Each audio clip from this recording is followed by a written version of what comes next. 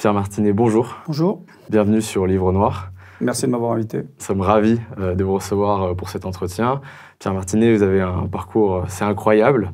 Vous avez été militaire, vous avez été notamment membre du service action de la DGSE, vous êtes écrivain et vous êtes patron d'une société de sécurité.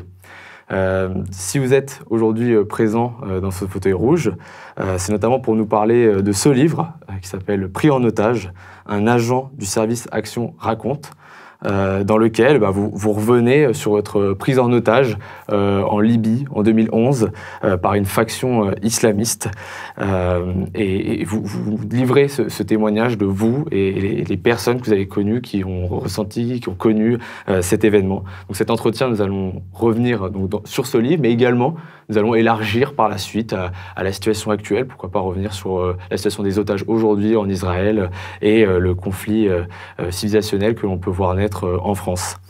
Mais avant de commencer cet entretien, j'ai le plaisir de vous annoncer que le 8 décembre sortira notre nouveau magazine « Une terre, deux peuples » vers la guerre civile en France, qui est un long travail réalisé avec le monde des renseignements sur le contexte sécuritaire à venir en France et sur les possibilités d'un affrontement entre diverses communautés en France. Dans ce magazine, nous avons mené de multiples enquêtes sur le territoire national, notamment en immersion dans les enclaves étrangères de France, par exemple à Marseille ou à Roubaix, mais également à l'étranger, dans l'Europe du Nord, dont l'islamisation arrive à terme et où l'islam semble prête à prendre le pouvoir, comme en Belgique ou à Londres. Mais c'est aussi et surtout un magazine de prospection dans lequel nous avons reçu de nombreuses informations de la part de personnes issues du monde des renseignements qui se projettent sur l'avenir de la France, sur son contexte sécuritaire et sur les possibilités d'un embrasement ou d'une guerre civile entre des peuples différents qui cohabitent aujourd'hui sur la terre de France. Alors, si vous vous questionnez sur l'avenir de la France, sur les possibilités d'un affrontement entre communautés, n'hésitez pas à précommander ce magazine qui est le fruit d'un long travail de toute une rédaction. C'est non seulement une façon de nous soutenir, mais c'est pour vous l'occasion de bénéficier d'un travail en collaboration avec le monde des renseignements qui est vraiment exclusif. Alors n'hésitez pas à vous rendre sur notre site www.livrenoir.fr et précommander ce magazine. Nous avons besoin de votre soutien. Merci à tous ceux qui nous permettront d'évoluer. Pierre Martinet, conformément à la tradition de cette émission, nous commençons toujours par une citation. Pour vous, j'ai choisi une citation dans votre livre. Je cite « Si je survis, je témoignerai de ce que j'ai vécu ». Pourquoi est-ce que vous avez besoin de témoigner de ce que vous avez vécu? Pour plusieurs raisons.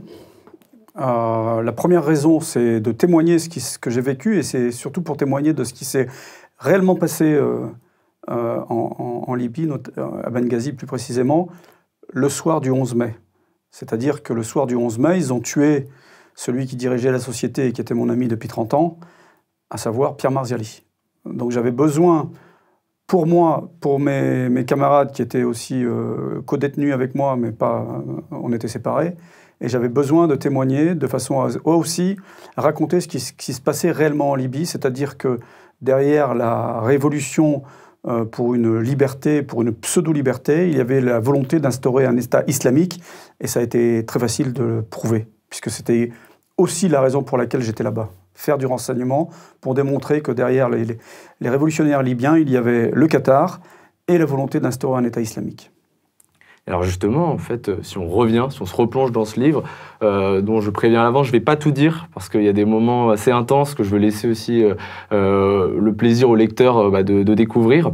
Tout commence justement par cette mission, cette double mission que vous recevez, avec une mission qu'on pourrait pas dire formelle, et une mission informelle.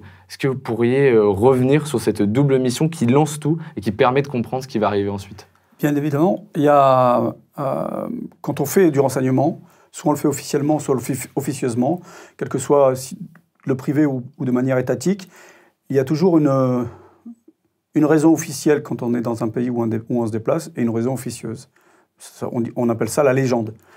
Donc dans ce cadre-là, le directeur de Secopex, Pierre Marziali, avait un client américain qui avait besoin de s'implanter à Benghazi de façon officielle et qui avait besoin aussi de faire du renseignement à Benghazi de façon à, comme je vous le disais en préambule, de façon à démontrer qu'il y avait une réelle islamisation de la rébellion, comme il y avait une réelle islamisation dans le printemps arabe. Donc ça, c'était un fait, hein, on avait la preuve de ça. Donc pour se déplacer dans ce pays qui était en guerre, on avait une raison officielle et on la connaissait tous. C'était d'aller aider le Conseil national de transition, hein, c'était les rebelles anti-Kadhafi, de façon à leur apporter un soutien stratégique, un soutien militaire, et aussi de pouvoir instaurer un corridor sécuritaire entre l'Égypte et Benghazi. Parce qu'à cette période-là, les voies aériennes étaient fermées, donc on pouvait accompagner des médecins, des journalistes, surtout des journalistes, entre l'Égypte et Benghazi, en leur fournissant de la protection, etc., etc. Et parallèlement, je faisais du renseignement. Alors j'étais le seul à le savoir. J'avais du matériel pour faire du renseignement, j'avais du matériel pour crypter, j'avais du matériel pour envoyer également à Pierre, qui envoyait ça à son client américain. Par ricochet, on travaillait surtout pour le gouvernement américain et la CIA.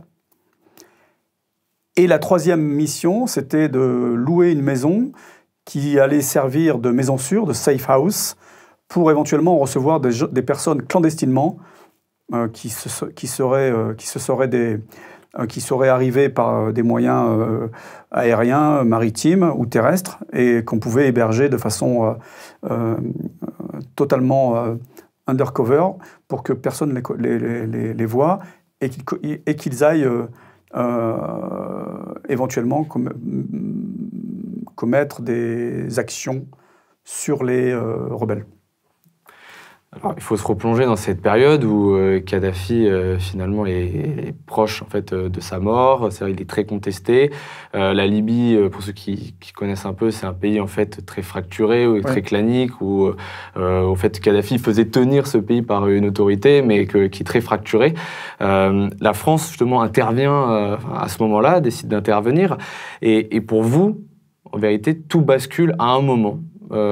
C'est-à-dire que vous sortez d'une pizzeria, vous êtes avec, il me semble, 4 de vos amis, et tout va très vite. C'est-à-dire que même dans le livre, vous le montrez, c'est-à-dire que ça dure qu'un court instant. Je m'attendais à un moment un peu plus long sur ce guet-apens qui est tenu, et tout va très vite, tout bascule. Est-ce que vous pourriez nous raconter?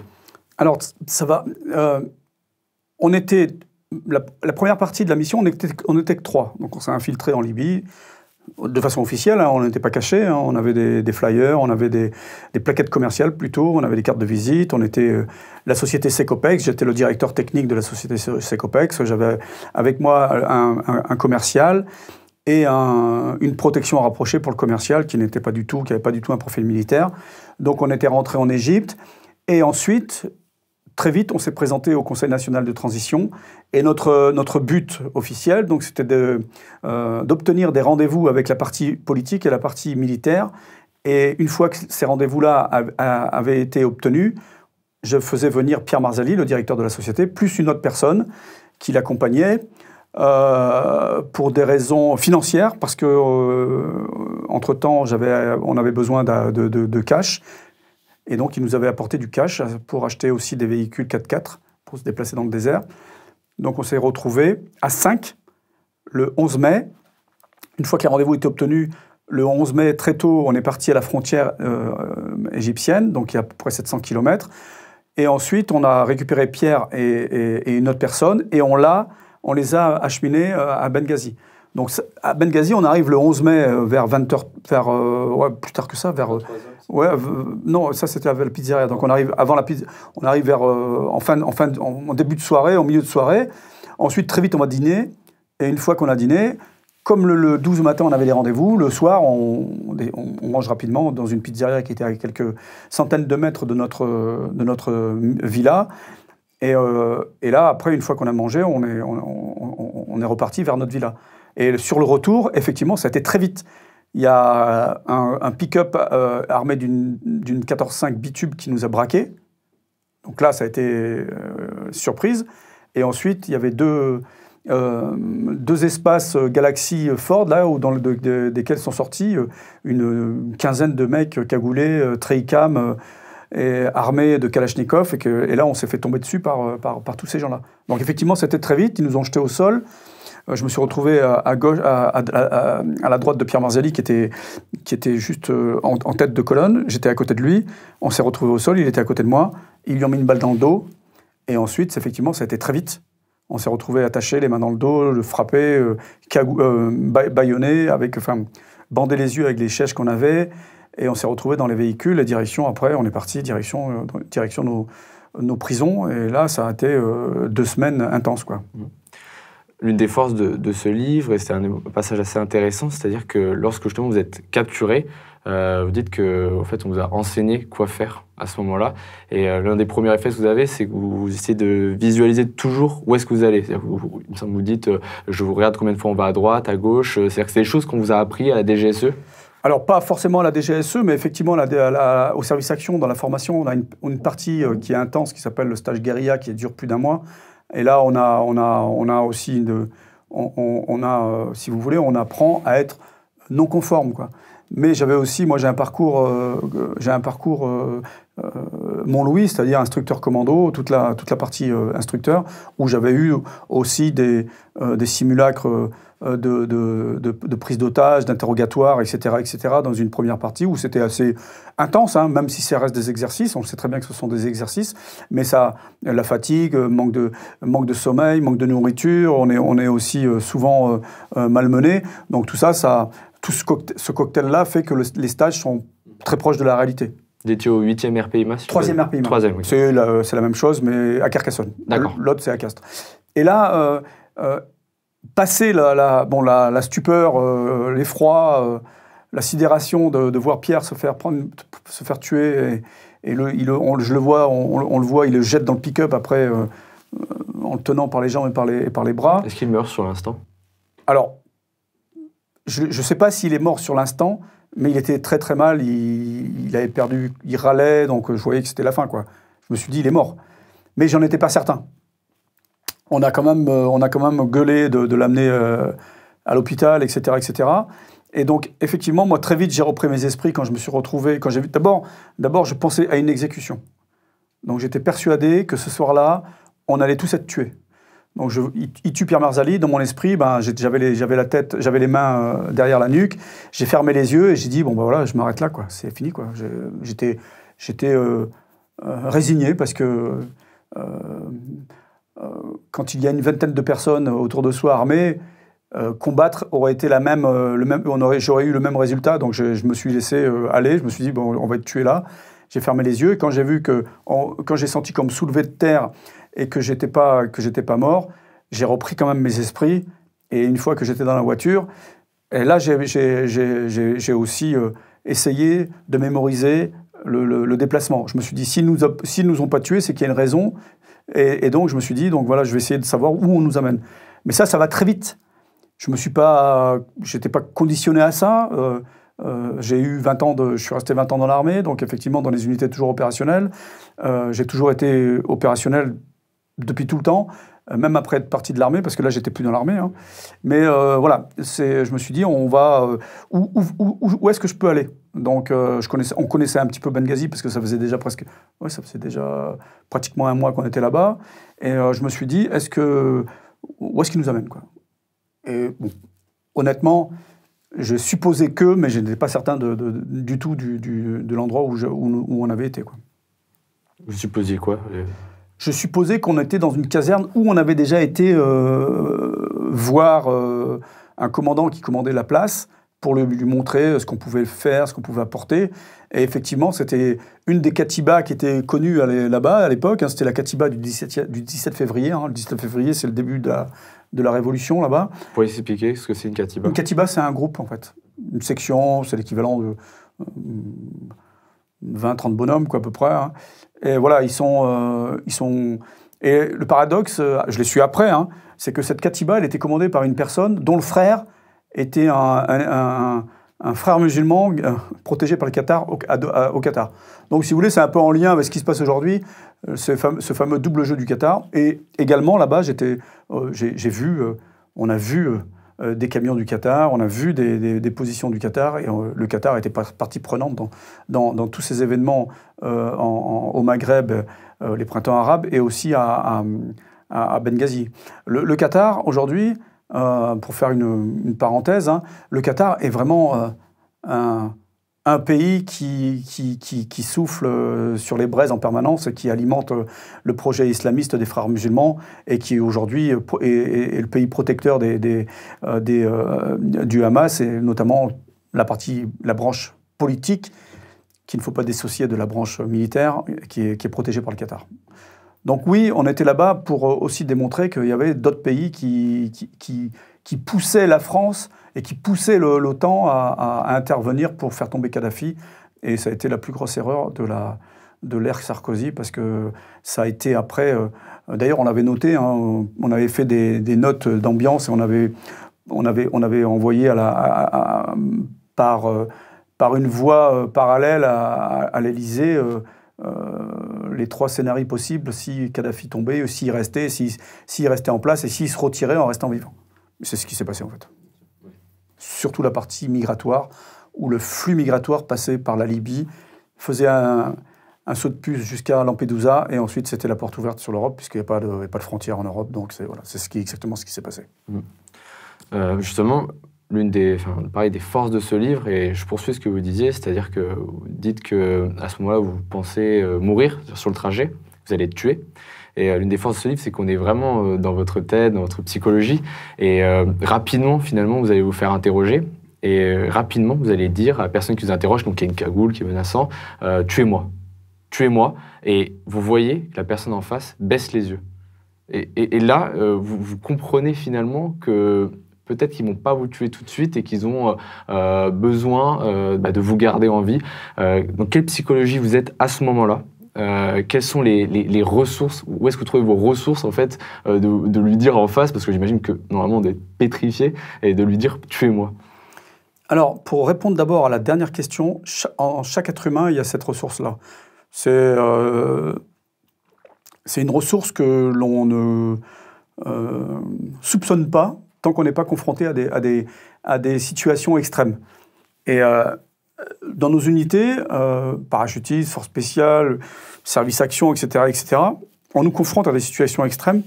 Donc on est capable de voir ce qu'on est capable de faire, jusqu'où on est capable d'aller dans des états de stress, fatigue, malmenés, dans des stages intenses. Et là, souvent, j'emploie cette expression, au switch, on devient un animal. Donc, quand on est arrivé, quand on s'est retrouvé séparés dans des geôles, où je me suis retrouvé dans une geôle, il faisait noir parce qu'il était tard, il était passé minuit, donc je me suis retrouvé dans cette geôle, j'entendais crier, tirer, frapper, hurler, je me disais, tiens, ils sont en train de torturer Eric, Fred, Georges, ou les tuer, parce que j'entendais tirer également. Je me disais, ça va être mon tour. Et dès que mon tour est arrivé, je me suis retrouvé face à ce mec cagoulé, comme ça, en face à face, hein, à même distance que tous les deux. Et à ma gauche, il y avait quelqu'un qui était le maigrelet, je l'appelais, qui était très sec, armé d'un fusil, et il avait d'un pistolet à la ceinture, et il avait un briquet dans les mains. Et je me demandais pourquoi il avait un briquet. J'ai su après pourquoi, parce qu'il s'en servait comme marteau sur mon crâne. Et donc, ce qu'il voulait savoir, c'est... pour lui, j'étais un espion de Kadhafi, hein, donc il m'a dit, son premier mot, bonsoir, monsieur il m'a dit, bonsoir, monsieur l'espion, on sait tout de toi, et tu vas tout nous dire ce soir. Moi, j'ai dit, OK. Et donc, là, d'abord, j'ai essayé de rentrer dans leur jeu, j'ai essayé de leur dire que Kadhafi, c'était un ennemi pour nous, qu'on avait combattu Kadhafi en 87 quand j'étais dans l'armée, c'était vrai, à l'opération Épervier. Et après, quand j'ai vu que ça ne prenait pas et qu'il voulait savoir où je cachais les armes, il voulait connaître les numéros de téléphone et les noms de mon réseau à Benghazi, à Tripoli, etc., etc. Sauf que je n'avais pas tout ça. En fait. J'avais aucune réponse à ça. Je lui disais, ben non, je n'ai pas ça. Non, je ne suis pas un espion de Kadhafi. Non, voilà. Et donc, je recevais des coups. Et au bout d'un moment, j'ai dit, bon, on va y passer toute la nuit. Tu peux me torturer toute la nuit. Je te dirai rien parce que je ne sais rien. Donc, c'est pas la peine de perdre du temps. J'ai dit, mais tu peux me tuer tout de suite, mais tu peux m'en mettre une tout de suite. Et là, ça a duré, je ne sais pas combien de temps ça a duré. Et ensuite, on s'est regardé. Je l'ai fixé avec un regard de tueur. Et c'était moi qui prenais le pas psychologique sur lui. J'avais rien à perdre, à part ma vie. Mais à ce moment-là, je m'en foutais un peu, je vais dire. Et je lui ai dit, eh ben, vas-y, quoi. Et donc, ça a duré. C'était intense, mais on s'est regardé comme ça. Et quand j'ai vu qu'il baissait les yeux, je me suis dit, c'est bon, quoi. Il va pas me tuer tout de suite. Et là, il m'a dit, on va te renvoyer dans ta cellule. Et dans une demi-heure, on vient te chercher, tu vas parler. Donc, je me suis retrouvé dans la cellule et je me suis recroquevillé sur moi-même dans un coin et j'ai attendu qu'ils reviennent. Ils ne sont jamais revenus. Enfin, pas la soirée, pas dans la nuit, quoi. Voilà. Donc, je me suis dit, la première manche, c'est pour moi. Alors, si je ne dis pas de bêtises, du coup, cette prise en otage, elle a duré une douzaine de jours, oui, à peu près. 11 jours. 11 jours, d'accord. Oui. Et justement, est-ce qu'il y a une dimension, est-ce que sur ces 12 jours, enfin ces 11 jours, pardon, où est-ce qu'on va trouver, pareil, est-ce qu'il y a la foi qui vient? Est-ce qu'on pense à sa famille? À quoi on pense? C'est-à-dire que si on se dit que, grosso modo, je ne sortirai jamais d'ici. Alors, je ne sortirai jamais d'ici, c'est ce qu'il me disait tous les jours. Donc, pour moi, j'étais persuadé d'être tué. Donc, effectivement, je pensais que j'allais être tué sur place et que j'allais jamais sortir.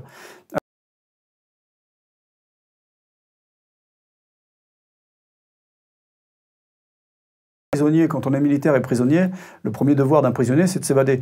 Maintenant, c'est pas forcément faisable. Hein. Donc, effectivement, mon premier réflexe a été de regarder où j'étais, si les fenêtres étaient potentiellement ouvrables, etc., etc. Parce qu'ils avaient mis des plaques de métal, c'était métal assez épais sur les fenêtres. Donc, honnêtement, ça aurait été compliqué de m'évader, à moins de sauter sur un des gardiens quand il rentrait nous apporter un sandwich au thon le matin. Mais ça, j'ai bien fait de ne pas le faire aussi, parce qu'on était dans un endroit où ça grouillait de mecs armés, donc ce n'était pas la peine d'essayer de s'évader. On n'aurait pas fait 50 mètres dehors. Après, il y a plusieurs phases dans une... C'est pour ça que je pense souvent aux otages qu'il y a dans la bande de Gaza qui sont détenus par le Hamas. C'est qu'il y a plusieurs phases dans une prise d'otage. Ça fluctue entre l'espoir et le désespoir. Et ça fluctue également entre l'envie de s'en sortir et se dire, bon, de toute façon, je vais rester là une bonne partie de ma vie, quoi. Même si c'est pas forcément vrai, mais parfois on a une baisse de morale. Et moi, ça m'est arrivé plusieurs fois d'avoir des baisses de morale et me disais, bah, c'est mal barré, quoi. Donc je me disais, est-ce que mon gouvernement essaie de négocier? Alors là, j'étais dans un cas assez particulier, parce que le paradoxe, c'est qu'on a été enlevé par des mecs qui étaient aidés par l'OTAN et encore plus par la France. Il faut savoir que des gens de cette Katiba étaient reçus en France et logés en France dans des hôtels de luxe et étaient proches de BHL, Bernard-Henri Lévy, comme par hasard. Et quand on leur a expliqué plus tard, dans un certain reportage, que ses amis torturaient autant que Kadhafi, il disait que c'est pas vrai. Alors que ses amis torturaient autant que Kadhafi, et effectivement, ils étaient pires que Kadhafi. Hein. Donc ça, c'est pour la parenthèse. Donc comment ça se passait? Moi, très vite, dans mon esprit, je me suis dit, j'ai trouvé d'abord un carton par terre, un bout de carton exactement, je l'ai toujours, hein, 12 ans après, je l'ai toujours, ce carton. C'est un bout de carton de... Pourquoi vous le gardez? J'ai gardé plein de choses, notamment dans le livre, il y a une canette. Il y a une canette de Fanta. Je sais qu'il y a des superbes photos aussi à l'intérieur du film. Ouais, et je l'ai gardé parce que j'ai gardé tout ce que j'ai pu garder à cette période-là, dans cette journée-là, c'est-à-dire j'ai réussi à cacher, quand je suis arrivé, j'ai réussi à trouver un carton de dentifrice que les autres avaient. Donc ce carton de dentifrice, je l'ai ouvert, comme ça, je l'ai séparé en plusieurs. Il y avait un morceau de bic qui traînait aussi. C'était crado dans le truc où on était. Et là, tout de suite, j'ai marqué la date du jour, c'est-à-dire le mercredi 11 mai. Et ensuite, j'ai fait un calendrier. J'ai marqué 3 mois tout de suite. Mai, juin, juillet. J'ai marqué du 11 mai au juillet ou août, enfin, je ne sais plus exactement. Et je me suis dit, voilà, si dans 3 mois, je ne suis pas sorti, je pense que je vais rester longtemps sur place. Donc, je m'étais fixé tout de suite une notion de temps avec ce calendrier. Ils avaient enlevé ma montre, donc la notion des heures, elle m'était donnée par les 3 détenus qui étaient avec moi, qui étaient des musulmans, donc, et qui faisaient leurs prières. Leurs 5 prières, ça me donnait les heures. Donc ça, c'est très important d'avoir une notion de temps. Même s'il n'y avait pas de lumière dans la prison, dans la geôle, il n'y avait qu'une lumière, qu'une lampe, qu'une lumière qu'ils éteignaient la nuit, effectivement, et qu'ils allumaient la journée. Donc la notion de temps, c'était très important. Donc je me suis tout de suite mis un cadre psychologique pour essayer de tenir. Ensuite, les premiers jours, les premières heures, c'était vraiment très compliqué parce que je pensais qu'ils allaient me tuer, qu'ils allaient nous tuer. Je pensais que mes camarades étaient déjà morts aussi. Pierre, je ne pensais plus. Enfin, je ne pensais plus. Je ne me posais pas de question de savoir où il était parce qu'il n'était pas avec nous. Les autres, je pensais qu'ils étaient morts. Et moi, je pensais que j'étais le dernier et qu'ils allaient me tuer après. Donc, les 3-4 premiers jours, ça a été très, très compliqué. Et après, petit à petit, eh bien, ça, c'est dans la deuxième phase. Je ne vais pas dire on s'habitue, mais on essaye de s'organiser mentalement et physiquement à passer 1 heure, 24 heures, 2 jours, 3 jours. Et je me suis conditionné intellectuellement et psychologiquement à tenir. Je faisais des abdos, je faisais des pompes. Il y avait un co-détenu avec moi qui était un ancien CRS de Kadhafi. Je lui ai appris 2-3 prises de sport de combat, des trucs comme ça, de self-défense. Je me suis conditionné. J'ai discuté avec mes co-détenus, un peu en français, un peu en arabe, un peu en anglais. On a parlé beaucoup d'islamisme, d'islam. J'ai eu des discussions lunaires avec ces gens-là aussi. Qu'est-ce qu'ils disaient? Alors là, pour eux, l'islam était au-dessus de tout. Mais c'était normal, on était dans un régime islamique, entre guillemets. Donc eux, ils étaient persuadés qu'il n'y avait que l'islam sur la terre, par exemple. Que l'islam ne pouvait pas se vivre autrement que conformément au livre. Ils ne comprenaient pas pourquoi les musulmans en Europe ne se comportaient pas comme eux en Libye. Ils disaient que les musulmans français n'étaient pas des bons musulmans, parce qu'il n'y a pas de musulman français ou du musulman libyen ou du musulman... Il n'y a qu'un islam. J'ai eu aussi des conversations lunaires avec certains des islamistes, et ils me disaient les chrétiens, on vous tolère, mais les juifs, il faut les éliminer. Alors, je dis, mais pourquoi vous voulez éliminer les juifs? Parce que les juifs ont détourné le Coran. Je leur disais, mais là, je pense que vous vous trompez un peu. Là. C'est pas, les Juifs n'ont rien détourné, puisqu'on descend tous de la Torah, quoi. Enfin, grosso modo, quoi. Et donc, voilà. Ce qui était impressionnant aussi, c'est que en Libye, malgré tout, il y avait Israël et les Juifs, qui n'avaient aucun rapport avec ce qui se passait en Libye. Hein. Aucun rapport. Mais il y avait sur tous les murs, il y avait au pochoir ou peint... il y avait, j'ai pris des photos, dommage parce que évidemment je suis parti, ils nous ont relâchés sans rien, mais il y avait des photos, c'était Kadhafi, la tête de Kadhafi, plus l'étoile de David égale la croix gammée. Oui. Donc cette aversion qu'ils font en permanence, qu'on retrouve maintenant aussi avec c'est quand même incroyable parce qu'on le retrouve maintenant avec le Hamas. On inverse tout et on pense qu'Israël c'est le nazisme, quoi. On marche sur la tête. Donc là aussi, c'était assez lunaire de voir ce qui se passait là-bas, avec une telle inversion de l'histoire et des valeurs que je retrouve tous les jours aujourd'hui. L'histoire se répète et n'a de cesse que d'alimenter le projet islamiste depuis des décennies.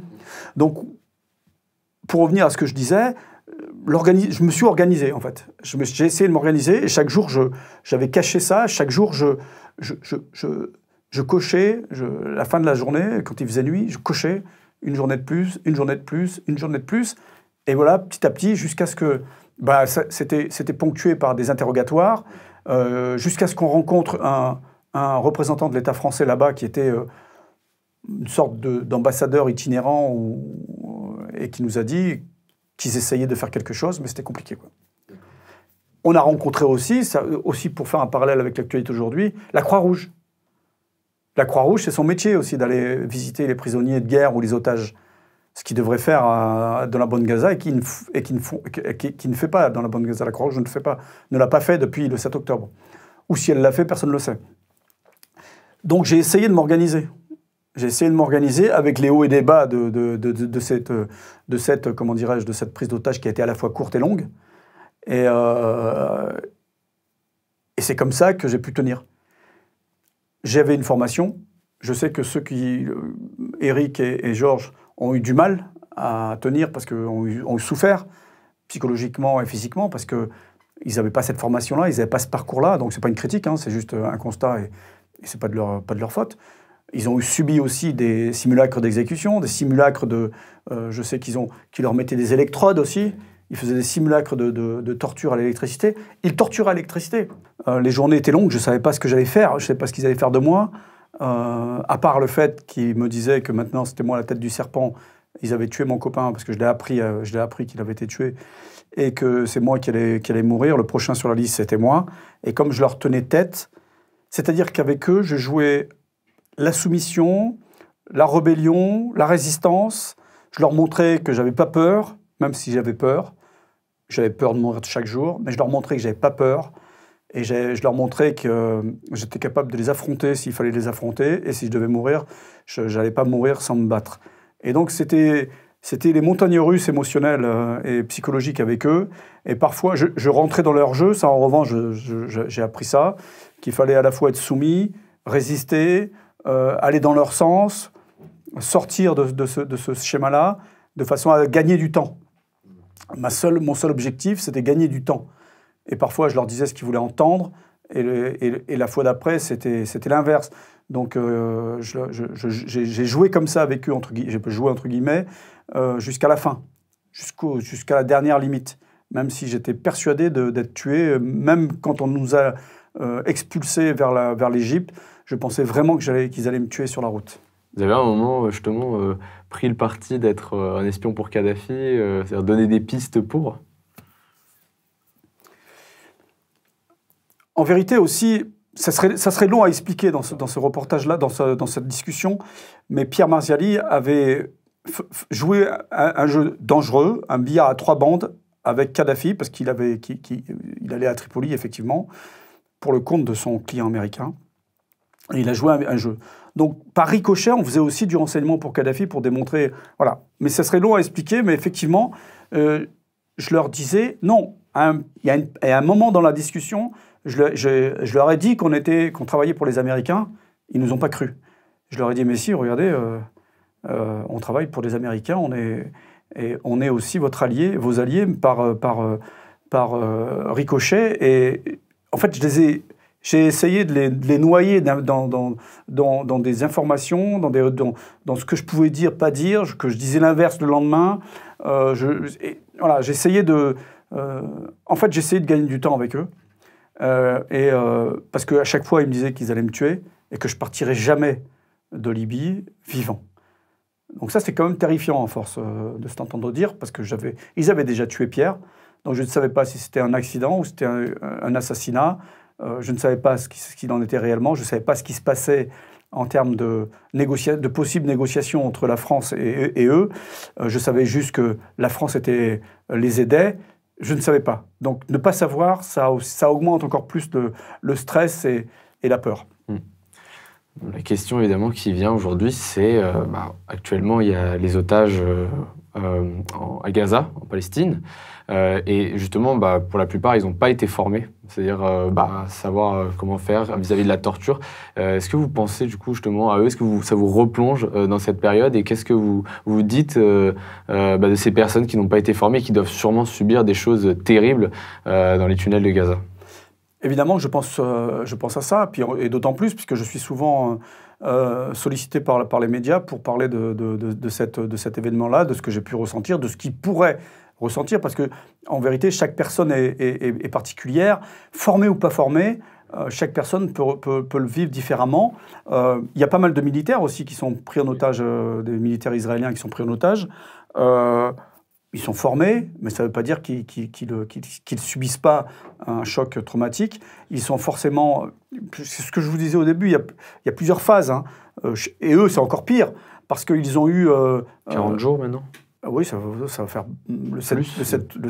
Oui, dans 10 jours, ça fera 2 mois. 2 mois, oui. Oui, donc, militaires ou civils, femmes, enfants ou personnes âgées, ils ont vu, avant d'être enlevés, des gens se faire tuer, se faire déchiqueter, se faire laminer, brûler, et ensuite ils ont été enlevés. Donc ils ont subi un choc émotionnel qui sera traumatisant pour eux à vie. Cette sidération-là, ça a dû durer plusieurs jours dans les tunnels de Gaza ou ailleurs, parce que je ne sais pas où est-ce qu'ils sont détenus. Et ça, c'est compliqué à vivre parce que ils ont peut-être pas eu la force psychologique de se dire, de s'organiser, voilà, parce qu'ils sont aux mains de barbares on se trouve. Honnêtement, je ne fais aucune comparaison avec ce que j'ai vécu, parce que ce qui s'est passé là-bas, c'est incomparable. Et ces pauvres gens sont dans des situations tellement compliquées. Là, certains, je crois qu'aujourd'hui, certains doivent être libérés. Ils l'ont peut-être appris avant-hier ou hier. Donc certains ont de l'espoir, d'autres sont de désespoir. Dès qu'il y a eu, par exemple, dès qu'il y a eu le déclenchement des actions, des représailles de l'armée israélienne, certains ont dû se dire, ils viennent nous chercher, donc une lueur d'espoir. Et d'autres ont dû se dire, mais si Tsahal riposte, ils vont nous exécuter, donc désespoir. Donc tout ça, c'est compliqué à gérer. Et chaque personne est unique devant un événement comme ça, qu'il soit formé ou pas formé. Comme je le disais tout à l'heure, on a des ressources qu'on ne connaît pas, qu'on est capable de faire ressortir dans des moments extrêmes comme un enlèvement, comme une guerre, comme un événement climatique ou bien accidentel. Et ça, c'est quelque chose qui est impressionnant chez l'être humain, parce que l'être humain est un animal, après. Est-ce que la stratégie, justement, d'Israël, elle a été bonne? C'est-à-dire d'intervenir, puis après renégocier pour les otages? Est-ce qu'ils auraient dû, si vous voulez sauver tous les otages, ne pas intervenir sur le territoire? Est-ce que vous trouvez qu'est-ce que vous pensez de cette stratégie israélienne? Alors moi, déjà, la stratégie d'Israël face à un événement comme ça a été, eux aussi, ça a été une réelle sidération. Parce qu'Israël a quand même des services de renseignement qui sont efficaces. Je pense qu'ils étaient... ils s'étaient pas installés dans un confort, mais ils ne pensaient pas qu'il allait y avoir une attaque d'une telle ampleur. J'en veux pour preuve que si, dans leur esprit, il y avait un tel danger, il n'y aurait jamais eu cette rave party à 1 kilomètre des frontières les plus dangereuses du monde, sans sécurité en plus. Donc, si vous voulez, ils pensaient qu'il y avait une paix possible ou qu'il y avait une sorte de compromis sur du long terme avec je ne dis pas la Palestine, parce que pour moi, la Palestine, c'est le Hamas aujourd'hui. Et le Hamas, qu'on le veuille ou non, c'est le Hamas qui décide de tout, avec le djihad islamique. Donc les Palestiniens, ils subissent, donc ils suivent. Une partie des Palestiniens sont anti-Hamas, mais une bonne partie des Palestiniens sont pro-Hamas.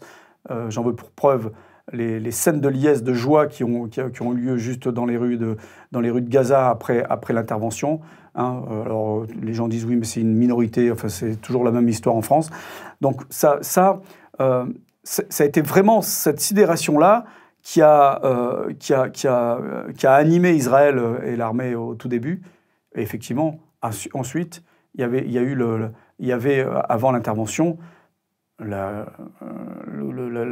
problème des otages. Donc, qu'est-ce qu'on fait ?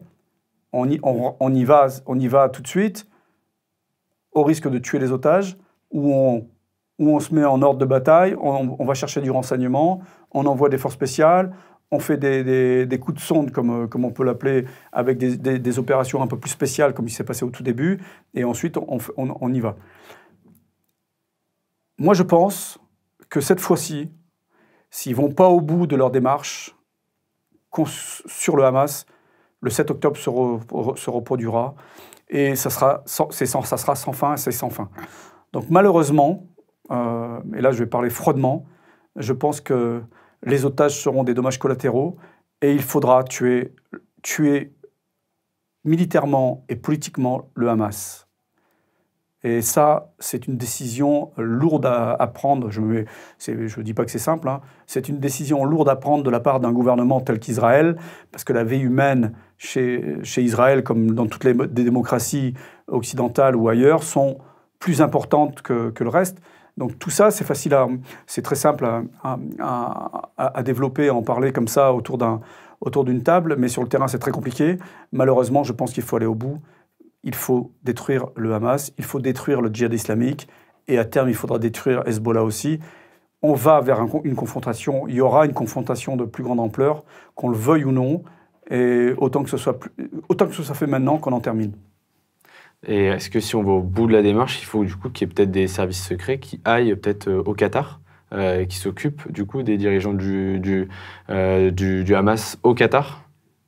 Est-ce que dans cette logique-là, il faut aller jusque dans le Qatar, les pourchasser, les chefs, ceux qui tiennent Le Qatar ne livrera pas ces gens-là, la partie politique qui se cache au Qatar depuis des années et qui se vote dans le luxe depuis des années. Il faut voir quand même qu'il y a une réelle différence entre la population palestinienne qui est à Gaza ou en Cisjordanie et les représentants politiques de la branche du Hamas qui est protégée et logée par le Qatar depuis de nombreuses années. Et pour répondre concrètement à votre question, ça fait presque 2 mois que je dis ça dans les médias. La branche politique du Hamas est indissociable de la branche militaire du Hamas qui est à Gaza et ailleurs. Il faut absolument couper les 2 têtes, c'est-à-dire éliminer physiquement les gens du Hamas au Qatar, éliminer physiquement les gens du Hamas à Gaza. Il n'y a pas de solution de paix avec le Hamas. Il n'y aura jamais de paix avec le Hamas pour la simple et bonne raison que dans la charte fondatrice du Hamas, Israël doit être détruite. Donc on ne peut pas négocier avec quelqu'un qui veut vous détruire. Dans notre magazine qui sort le 8 décembre, il y a une grande thématique qui est celle de l'importation d'un conflit sur le territoire français et européen. On voit que justement ce choc, cette guerre entre le Hamas et Israël clive, crée des tensions, des fractures au sein de l'Europe et de la France. Justement, où est-ce qu'on va à travers ces tensions? Est-ce qu'on risque un embrasement de ce conflit en France? Quelle est votre analyse sur ça? Vous qui connaissez aussi bien l'Angleterre. Oui, notamment Londres, où j'ai travaillé longtemps quand j'étais au service action, car nos cibles étaient à Londres autour du London Instant de cette période-là. C'était avant le 11 septembre, hein, donc jusqu'à fin 2001, autour de la mosquée de Finsbury. Ce qui est intéressant depuis le 7 octobre, c'est qu'on voit la réelle situation européenne par rapport à ce phénomène-là. Je ne parle même pas du conflit israélo-palestinien, parce que pour moi, l'importation de ce conflit-là n'est qu'un prétexte. Qu'il y ait Israël ou pas Israël, le projet islamiste suit son cours depuis 1928 et la naissance des frères musulmans. Donc si vous voulez, pour essayer de trouver un point positif depuis le 7 octobre, c'est qu'on voit la réelle situation de l'Europe et de la France. C'est-à-dire que une grande partie de la... Alors, je veux pas faire ce que je reproche à certains. Je n'ai aucune statistique, on n'a pas de données statistiques là-dessus, mais il y a une partie du monde arabo-musulman qui est pro-palestinienne et qui a la volonté d'instaurer la charia en Europe. Alors, je parle de la charia, je parle de la volonté d'instaurer un État islamique au sens politique du terme en Europe et en France. Et ça, depuis le 7 octobre, ceux qui n'en étaient pas certains ou qui avaient encore un petit doute peuvent s'en apercevoir encore plus depuis qu'il y a justement cette prise de position pour les Palestiniens, qui pour moi est un leurre, parce que ce n'est pas la prise de position pour les Palestiniens, c'est uniquement la prise de position pour des États islamiques et la volonté d'instaurer cette charia occidentale qui veulent depuis longtemps, puisque c'est ce qui est écrit aussi sur la charte fondatrice des frères musulmans, c'est de redonner ces lettres de noblesse à l'islam et d'instaurer partout en Occident cet État islamique. Alors, pas au sens où on l'entend, c'est pas l'Afghanistan, mais il y a des endroits où c'est simple, il y a des endroits, par exemple à Londres, où il y a des tribunaux islamiques clandestins. Il y avait une police du côté de Shadwell, il y avait une police islamique qui faisait respecter la charia vestimentaire sur certaines femmes. Et ça, c'est réel, hein, c'est pas inventé. Hein. À Londres, il y a des endroits où l'islam règne en maître, des quartiers entiers, où le vendredi, c'est férié parce que c'est la loi islamique qui dirige le quartier. Je l'ai vu de mes propres yeux, donc j'invente rien. Donc c'est cette volonté-là. Petit à petit, ils se sont inscrits dans un temps très long et c'est très insidieux, ça avance gentiment. Et là, depuis le 7 octobre, on a vu à Londres, en Allemagne également, en France un peu moins, mais on a vu des manifestations monstres où il y avait des slogans islamiques, pas pro-palestiniens, où il y avait des slogans qui voulaient instaurer l'État islamique en Europe, notamment à Londres, des drapeaux d'Al-Qaïda, de l'État islamique, etc., etc. Si on n'a pas compris quelle est l'intention finale de cette mouvance-là, on est vraiment suicidaire, en fait. Est-ce qu'il n'y avait pas là aussi un peu la différence entre Londres, l'Allemagne et la France? C'est-à-dire qu'on a l'impression qu'à Londres, c'est-à-dire que c'est aussi des témoignages de nos équipes Livre Noir qui sont rendues sur place, que finalement les foules étaient très politisées. Et justement, est-ce qu'elle n'est pas là, cette différence? C'est-à-dire que c'est quelque chose qu'on a constaté, nous, les équipes de Livre Noir, quand on est allé à Londres. C'est-à-dire que la différence entre Londres et la France, on a eu l'impression que finalement, ces foules, justement, islamiques, étaient très politisées. Et que c'était aussi des gens qui étaient insérés dans la vie courante et qui avaient politisé cet islam, là où en France, on a l'impression que cette communauté est tout de même plus fracturée politiquement et qu'elle aura un peu plus de mal à faire cette convergence politique. Qu'est-ce que vous en pensez? Parce qu'il y a une grande différence entre les anglo-saxons et la France, on va dire, c'est qu'en France, on essaye de s'appuyer sur un bout de laïcité concernant tout ce qui est dans le public. Je parle de l'école, je parle des institutions, avec grand mal, hein, parce que vous avez vu toutes ces tentatives de pénétration, d'infiltration, d'entrisme, notamment avec des menus halal dans l'école publique, des tenues vestimentaires islamiques dans l'école publique, etc., etc. Il y en a également dans les entreprises privées. Alors qu'à Londres, c'est plutôt communautaire et ils ont pignon sur rue.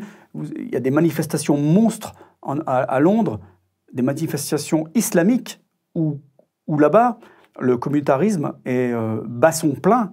Mais moi, le parallèle que je fais entre les deux, c'est que c'est un échec à Londres et c'est un échec en France, parce que quoi qu'on fasse, face à cette menace-là, de façon, si vous voulez, si on veut les combattre de façon légale, et là, on va rentrer dans un autre terrain, si on veut les stopper de façon légale, on est coincé parce qu'ils s'insèrent dans toutes les strates, dans toutes les interstices des droits de l'homme et ils nous coincent. Ils nous coincent avec des associations, ils nous coincent avec tout. Et la plupart du temps, ils ont gain de cause. Quand on interdit le CCIF en France, il va se reconstruire en Belgique. Mais pour l'instant, on veut surtout pas toucher aux frères musulmans et au salafisme, qui est aussi le carburant de tous ces groupes islamiques et islamistes. Et il faut faire vraiment la distinction entre la partie idéologique et la partie action violente. Et la partie idéologique, en Europe, est beaucoup plus importante que l'action violente, parce que l'action violente, elle se matérialise par des attentats, mais les attentats n'ont aucune incidence sur le projet à long terme, ne sont là uniquement pour créer la psychose, la peur, et pourquoi pas déclencher des heurts intercommunautaires. D'ailleurs, vous voyez ce qui se passe en Irlande, même si ce n'est pas déterminé comme un attentat islamiste, c'est un Algérien qui commet ça avec un couteau. Ça ressemble au mode opératoire des attentats qu'on a pu rencontrer par des personnes qui décidaient de commettre des actions violentes de leur propre chef, hein, d'adhérer au projet et de taper violemment. Donc cette action-là, elle est quand même très limitée dans le temps. Elle est efficace, on va dire, partiellement et ponctuellement. Cependant, l'action qui est la plus efficace dans le temps long, c'est l'action psychologique. Et l'action psychologique, c'est les revendications religieuses du quotidien, c'est l'idéologie au quotidien, l'idéologie islamiste au quotidien qui est sans cesse présente à la vue, dans les esprits. Quand il y a des appels à la prière, paradoxalement en Allemagne, ils ont autorisé l'appel à la prière le vendredi, ça fait partie du projet islamiste aussi. Et petit à petit, ça transforme les sociétés. Alors effectivement, la plupart des gens, enfin la plupart, encore de moins en moins, parlent de petites minorités et de grandes majorités. Ce qui ne veut absolument rien dire pour moi, parce qu'il faut voir ça sur un ensemble mondial et global. Il y a quoi? 1,5 milliard, 2 milliards de musulmans dans le monde? La vraie question, c'est quel est le pourcentage de fondamentalistes? Quel est le pourcentage de personnes qui sont, on va dire, athées, entre guillemets? Quel est le pourcentage de personnes qui sont prêtes à mourir pour cette cause ou à tuer pour cette cause? Tout ça, ce sont des erreurs que commettent les Occidentaux de vouloir rapporter ce projet global à leur pays. Et en France, on la commet tous les jours, cette erreur, parce qu'on nous dit non, la France va bien, il ne se passe rien, c'est une infime minorité, la grande majorité, ça ne veut absolument rien dire, parce que le projet est global et n'est pas national. Bien sûr.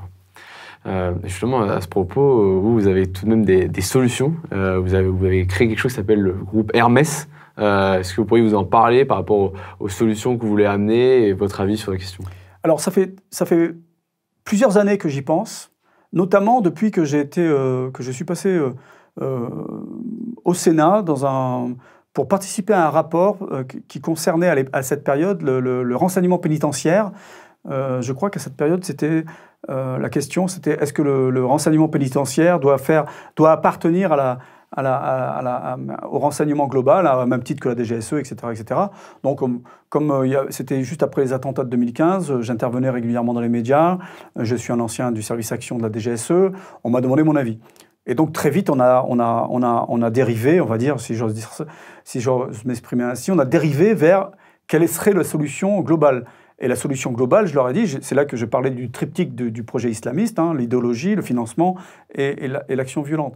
Le financement et l'action violente, on arrive à travailler dessus. Le financement, Tracfin et tous les services financiers en Europe et dans le monde travaillent sur le réseau de financement des islamistes. Les groupes islamistes armés, on arrive à les démanteler. Je parle d'Al-Qaïda, je parle de l'État islamique et bien d'autres. On arrive à les combattre, on arrive à les diminuer en termes de nombre. Mais il y a une partie qu'on n'arrive pas à traiter, c'est l'idéologie. Parce qu'on me dit on ne peut pas tuer une idée, on ne peut pas stopper une idée. C'est une erreur phénoménale parce que justement, on peut stopper une idée par deux façons. La première façon, c'est de leur imposer une vision occidentale et refuser toutes les revendications religieuses du quotidien. Je les ai listées, je les ai listées par écrit, c'est facile, c'est non au menu halal dans les écoles publiques. Je parle d'écoles publiques, je parle de la France et d'une laïcité qui pourrait s'adapter à ce nouveau phénomène, parce que la laïcité n'est pas vraiment adaptée aujourd'hui au projet islamiste. Donc oui, on pourrait les stopper comme ça, c'est-à-dire globalement remettre le religieux dans la sphère du privé. Être musulman ou l'islam en France, c'est vivre selon les règles de la République française ou de la France. Ce n'est pas d'imposer une vision d'un islam rigoriste comme veulent le faire les salafistes et les frères musulmans. Donc ça, on pourrait les stopper. Ensuite, il faut leur mettre en face un autre projet. Nombre de personnes adhèrent au projet islamiste parce que n'ont pas de repères ou n'ont pas de projet dans leur vie au quotidien. Donc, effectivement, on ne leur met pas de projet. Il n'y a plus de projet. Le patriotisme est un gros mot. L'amour de la France est un gros mot. Le drapeau, c'était un gros mot aussi il y a quelque temps. Un petit peu moins maintenant. Mais tout ça, il y a quelqu'un qui me disait récemment, les islamistes ont un projet et nous n'avons que des besoins. Donc ça, c'est un réel problème de société. Et tant qu'on n'aura pas retrouvé un peu de dignité, un peu de fierté et un peu de volonté à maintenir à flot notre histoire, nos valeurs et notre vision de la société telle que nous la connaissons depuis des centaines d'années, ils vont progresser. Parce qu'eux, ils ont un but, ils ont un projet, ils se sont inscrits dans un temps très long.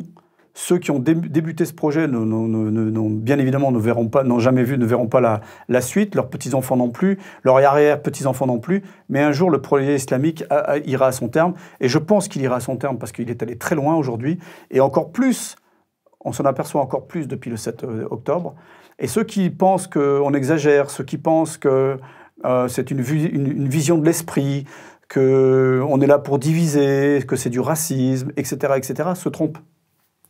Pourtant, la fatalité semble emporter sur vous, sur cette question, mais on voit quand même des réactions en Europe, c'est-à-dire récemment, là, ces derniers jours, l'Irlande. On remarque que même les Pays-Bas ont élu récemment un candidat dit nationaliste. On voit aussi en Espagne des démonstrations nationalistes qui sont dans un autre contexte, mais qui sont quand même des manifestations patriotes, et on voit tout de même des peuples européens, je parle même des Scandinaves, qui sont dans une situation où il fallait réagir et qui semblent réagir, c'est-à-dire que est-ce que les peuples européens ne reprendront tout de même pas le dessus? Est-ce qu'il n'y a pas un courant qui va vers ça? Alors, moi j'entends ça depuis une quinzaine d'années où le peuple va reprendre le pouvoir et va réagir. Mais comment il va réagir, le peuple, si ce n'est par la politique? Parce qu'il ne faut pas oublier que les heurts intercommunautaires ou des débuts de guerre civile, c'est eux qui en sortiront gagnants. Parce que même ce qui se passe en Irlande, la première réaction, on va dire,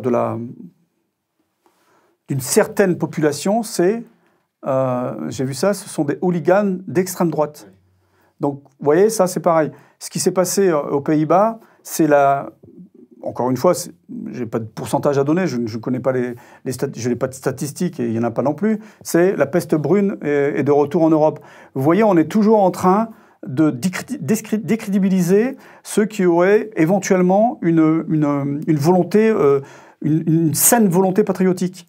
Vouloir que son pays ne se transforme pas en un État islamique, mais effectivement, les gens sont des court-termistes, nos politiques sont des court-termistes, et l'État aujourd'hui, on ne peut pas dire qu'aujourd'hui l'Europe est islamique. Mais tous les signaux faibles que l'islam politique nous envoie depuis des années devraient faire prendre conscience aux dirigeants européens, occidentaux et en particulier aux Français, qu'à long terme, ça sera une forme d'État islamique qui va diriger l'Europe. Et ça, moi, je leur reproche d'être court-termistes et de ne pas vouloir se projeter au-delà de leurs élections à eux. Et par exemple, le président actuel de la France, en 2027, s'il arrête la politique, eh bien, il aura passé 10 ans au pouvoir de la France, et après moi le déluge, parce qu'il ne s'est rien passé de concret pour stopper l'islam politique. Et leur loi, qui au début devait être une loi pour contrer le terrorisme islamiste, est devenue une loi où il n'y a rien à comprendre, en fait. Et donc, pour répondre à votre question initiale concernant ma volonté de créer ce cercle de propositions, ce cercle de réflexion, de propositions pour contrer le projet islamique que j'appelle Hermès, j'ai envie de démontrer que le peuple peut apporter des solutions, que le peuple, et là c'est peut-être présomptueux de ma part de parler de peuple, mais ceux qui viennent qui me rejoignent, et je reçois de nombreux mails depuis que j'ai lancé cette idée, parce que c'est en cours de construction, c'est d'essayer de lister des solutions qu'on pourra proposer aux politiques. Parce que je crois pas en la guerre civile. La guerre civile, ça sera un échec, et ça sera je ne dis pas que ça n'existera pas. Je n'y crois pas. Je dis que la solution de la guerre civile est un échec. En revanche, si les politiques ne prennent pas conscience qu'on va dans le mur, il y aura peut-être à terme des heurts intercommunautaires. Je ne vais pas appeler ça une guerre civile au sens propre du terme, mais des heurts intercommunautaires, oui. J'ai vécu dans un pays où les chrétiens et les musulmans s'entretuaient au Liban. C'est terrible. Donc avant d'en arriver là, essayons de prendre des mesures politiques pour contrer le projet islamiste, et c'est possible, avec de la volonté, avec du courage. Ça va être difficile.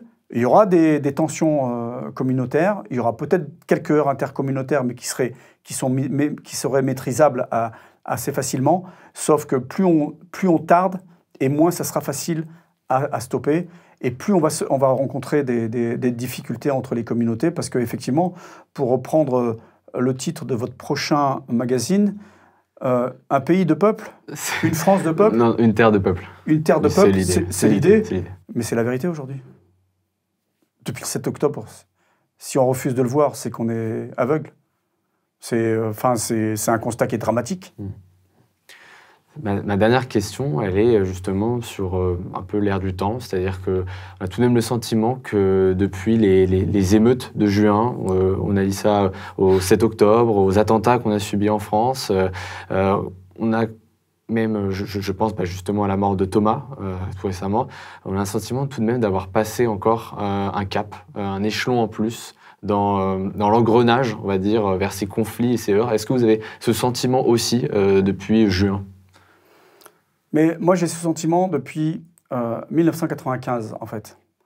Parce que depuis 1995, on a eu, comme les Anglais en 2005, mais nous, en 1995, on s'est aperçu qu'on pouvait avoir une menace endogène, c'est-à-dire que Khaled Kelkal, qui était français, franco-algérien, je crois, enfin, je ne veux pas me dire de bêtises, mais on s'est aperçu qu'il y avait potentiellement des personnes en France qui pouvaient s'attaquer aux institutions, s'attaquer aux biens et aux personnes françaises. Et ça, cette prise de conscience-là, je pense que les politiques l'ont, mais ils ont peur.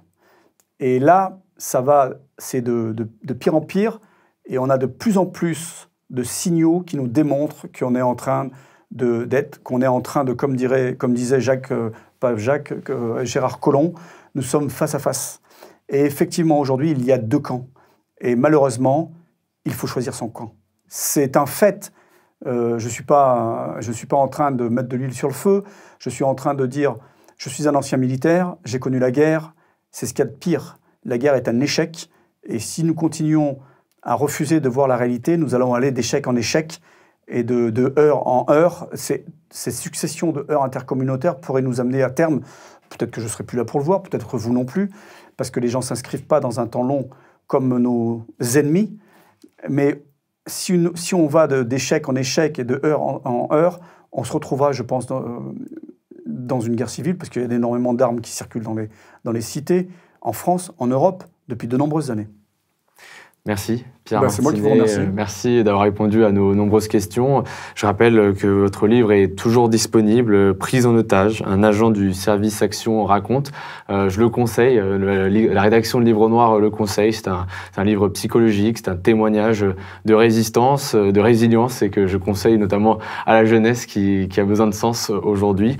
Je rappelle à tous ceux qui nous suivent encore que Livre Noir a lancé sa deuxième revue, son deuxième magazine qui s'intitule Une terre de peuple. Je pense qu'on en a bien abordé les contours et voir qu'on est rentré dedans à travers cet entretien. Dans ce magazine, voilà, nous avons traversé la France, l'Europe, pour justement comprendre ce choc civilisationnel qu'on retrouve en Europe. Donc on est allé à Marseille, dans les cités, nous sommes allés dans ce qu'on appelle l'Europe des mosquées, le nord de Roubaix, jusqu'à Amsterdam, voir Berlin et toutes ces villes-là, voir Londres aussi, toutes ces villes qui subissent aujourd'hui l'islamisation. Nous avons également eu des experts qui sont intervenus comme vous, Monsieur Martinet. Nous sommes très heureux de pouvoir vous proposer ce magazine qui est à la fois un magazine de prospection et un magazine d'enquête et de constat dans lequel vous trouverez aussi des propositions pour le futur. Alors merci à tous d'avoir suivi cette vidéo et je vous souhaite une très bonne soirée.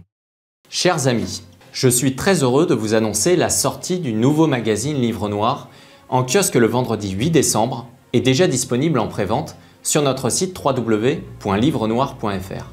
Ce second numéro, nous l'avons intitulé « Une terre, deux peuples ». Il nous a conduit à mener des enquêtes dans les cités de Marseille, au cœur du trafic de drogue et des zones de non-droit, dans la prison des Baumettes, où sont enfermés les principaux caïds, à Londres, au cœur des manifestations pro-Palestine, avec ses prières de rue et ses marches au cri d'Allah Akbar, en Israël, près de la bande de Gaza ou en Arménie, tous deux confrontés à une nouvelle guerre de civilisation, également sur les routes de la drogue, d'Anvers et les bouleversements démographiques qui bouleversent l'Europe et la France, de Cologne à Roubaix, en passant par la Cité de la Monnaie, à Morand-sur-Isère. Avec une question sur toutes nos lèvres que nous avons posée aux nombreux membres du renseignement, de la sécurité intérieure ou des forces de police que nous avons rencontrés en off pour cette enquête inédite. L'affrontement de ces deux peuples est-il possible? Quelles étapes demain en cas de nouvelles émeutes? Sommes-nous prêts? Quel est le plan en cas d'émeutes aggravées? Que se passera-t-il enfin en 2024 avec le défi sécuritaire des Jeux Olympiques? Et ce que nous avons découvert est glaçant et inquiétant. Depuis les émeutes de juin dernier, la France a basculé dans une nouvelle phase de violence. Avec les pillages, la haine anti-police, la France a découvert que le mal ne rongeait plus uniquement les banlieues du 93 ou de Marseille, mais touchait désormais de nombreuses petites villes, réparties sur l'ensemble du territoire. Les cités ne sont plus en vase clos, elles s'exportent désormais dans les villages environnants, dans une perspective de conquête de territoire, comme nous l'avons malheureusement vu cette semaine. Fruit de 40 années d'immigration massive, notre société a produit de jeunes racailles issus de l'immigration de 16, 17, 18 ans de nationalité française, qui faisaient de la haine anti-France un moteur. Cette haine, cette deuxième société, a causé de nombreux morts, dont celle plus récente de Thomas, frappé dans le petit village de Crépol par une bande de jeunes de cité comme on dit. Aujourd'hui, sur une terre, il y a désormais deux peuples. Alors qu'ils n'ont pour certains connu que la terre de France, ils refusent d'avoir les mêmes martyrs. Alors qu'ils enterrent leurs morts sur le même sol que nous, ils veulent leur propre cimetière. Il y a un peuple qui pleure sa petite sœur assassinée, ses bébés attaqués au couteau, sa fille traînée sous une voiture, ses professeurs égorgés. Il y en a un autre qui pleure son petit ange, ses jeunes des quartiers, ses victimes du racisme. Qui parmi nous eut une larme pour Ziad Ebouna? Qui parmi eux en eut une pour Lola? Alors pour nous soutenir et recevoir votre magazine chez vous, la veille de sa parution en kiosque, je vous invite d'ores et déjà à commander ce numéro exceptionnel en ligne sur notre site www.livrenoir.fr. Merci à tous de votre soutien. On espère que ce numéro vous plaira. À très bientôt.